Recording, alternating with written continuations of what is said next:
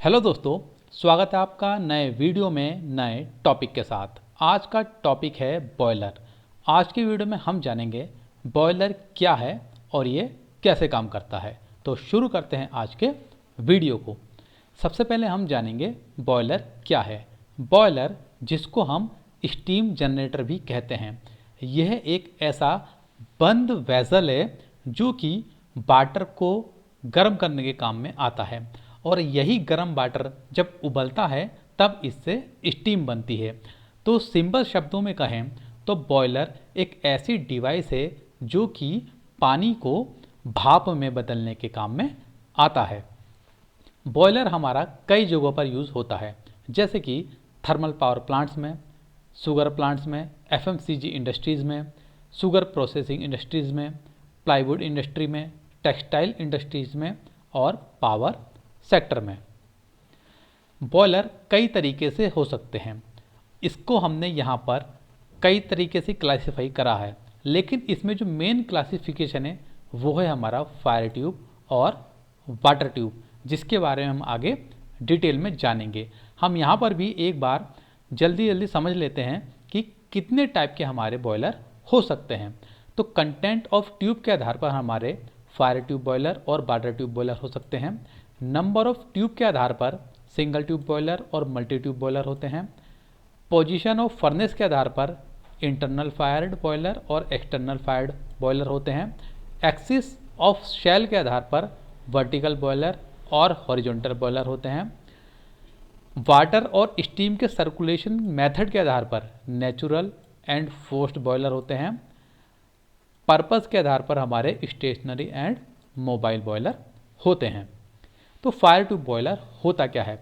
Fire tube boiler के अंदर हमारा जो हॉट गैसेस हैं वो ट्यूब के अंदर फ्लो करती है और जो हमारा पानी है वो इस ट्यूब के चारों ओर रहता है और जो हीट है वो इन ट्यूब के माध्यम से पानी को मिलती है, जिससे हमारा पानी गर्म होकर स्टीम में कन्वर्ट हो जाता है। फायर ट्यूब बॉयलर के एग्जाम्पल हैं Cornish boiler, Lancashire boiler, Cochran boiler, Vulcan boiler, locomotive boiler, Scot marine boiler. यहाँ पर आप एनिमेशन में देख सकते हैं, यह है हमारी भट्टी और ये जो है ये है हमारी ट्यूब्स, जिसके अंदर हमारी हॉट गैस या फ्लू गैस फ्लो कर रही है।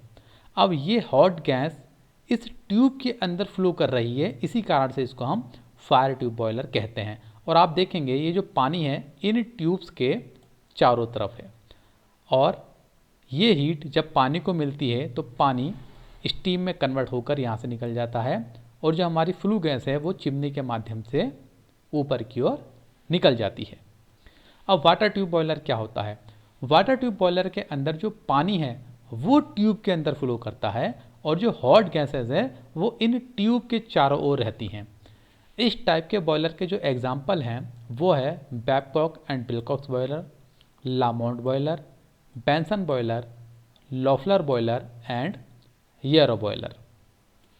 यहाँ पर आप देख सकते हैं ये हमारी फर्नेस है और ये है हमारी फ्लू गैस या हॉट गैस, और ये जो स्काई ब्लू कलर से आपको दिख रहा है ये है हमारी वाटर ट्यूब, जिसके अंदर हमारा जो पानी है वो फ्लो कर रहा है। जब ये हमारी फ्लू गैस अपनी हीट इस पानी को देती है तो ये जो पानी है वो स्टीम में कन्वर्ट हो जाता है और जो बची हुई फ्लू गैस है वो चिमनी के माध्यम से बाहर की ओर निकल जाती है। अब हम जानेंगे कि एक बॉयलर के अंदर कौन कौन से पार्ट्स होते हैं और इसके बाद हम देखेंगे एनिमेशन के द्वारा कि बॉयलर कैसे काम करता है। तो यहाँ पर आप देख सकते हैं ये है हमारी भट्टी, ये है फायर डोर, ये है अपटेक हेडर, ये है फीड चेक वाल्व जहाँ से बॉयलर के अंदर पानी भरा जाता है, ये है वाटर लेवल इंडिकेटर जो कि बॉयलर के अंदर कितना पानी है वो बताएगा, यह है हमारा प्रेशर गेज जो कि बॉयलर का प्रेशर बताएगा, यह है बॉयलर सेल जिसके अंदर स्टीम और पानी स्टोर करा जाता है, यह है सेफ्टी वाल्व जो कि बॉयलर की सेफ्टी करता है, यानी कि अगर ज़्यादा ही प्रेशर इसके अंदर हो जाएगा तब ये सेफ्टी वाल्व एक्टिव हो जाएगा और एक्स्ट्रा स्टीम को बाहर निकाल देगा। ये है हमारा एंटी प्राइमिंग पाइप। यह है हमारा main stop valve. Main stop valve का काम होता है कि यहाँ से जो स्टीम है वो इस वाल्व में जाएगी और हमको जहाँ पर भी स्टीम की आवश्यकता है, जो भी हमारी डिज़ायर्ड लोकेशन है, वहाँ पर इसी वाल्व के माध्यम से स्टीम को पहुँचाया जाता है। यह है मेन होल। इसमें से जब कभी हमको इस बॉयलर सेल की सफाई करनी होती है तब यहीं से आदमी अंदर जाता है और सफाई करता है। यह है चिमनी, जहाँ से हमारी फ्लू गैस बाहर जाती है। यह है सुपर हीटर। सुपर हीटर का काम होता है स्टीम का टेम्परेचर बहुत ही ज़्यादा इंक्रीज़ करना। और ये है हमारी वाटर ट्यूब्स। ये सारी हमारी वाटर ट्यूब्स हैं जो कि एक इंक्लाइंड है। ये है हमारा डाउन टेक हेडर। इसके अंदर इस सेल से पानी आता है। ये है डैम्पर जो कि फ्लू गैस के फ्लो को कंट्रोल करता है। ये है ब्लो ऑफ वाल्व। ये है बैफल प्लेट्स।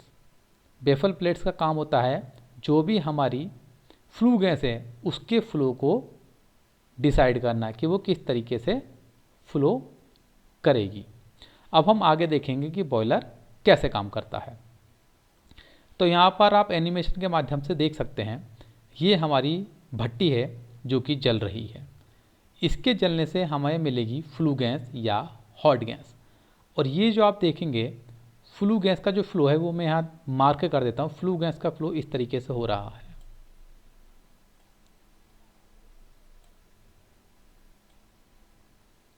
ये हमारी फ्लू गैस है। ये हमारी फ्लू गैस है।